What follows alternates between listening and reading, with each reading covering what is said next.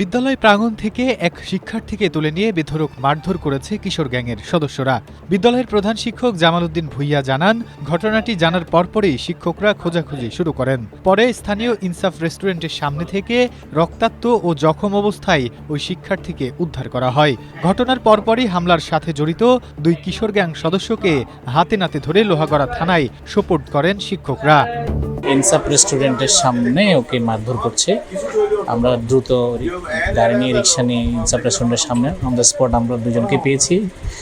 যে ছেলেটা অভিযুক্ত আরিয়ান যে ছেলেটা সেটি আবদুল্লাহকে মারছে। আমরা ওখান থেকে ইনস্ট্যান্ট দুজনকে পাকড়া করে ধরে স্থানীয় মানুষ যারা আছে তাদের সহযোগিতা নিয়ে আমরা গাড়িতে করে তাদেরকে থানায় নিয়ে আসি এবং দায়িত্বরত ডিউটি অফিসারের কাছে হস্তান্তর করি। জীবন অবাক না করলে কে করবে? 28% মিল্ক ফ্যাটের অবাক করার সাথে ফ্রেশ মিল্ক পাউডার। জীবন অবাক করুক প্রতিদিন। তবে অভিযোগ উঠেছে, স্কুলের ভেতর থেকে শিক্ষার্থী তুলে নেওয়ার মতো গুরুতর ঘটনা ঘটলেও শেষ পর্যন্ত কোনো আইনি ব্যবস্থা নেওয়া হয়নি। গ্রেপ্তার দেখানো হয়নি আটক দুই কিশোরকেও।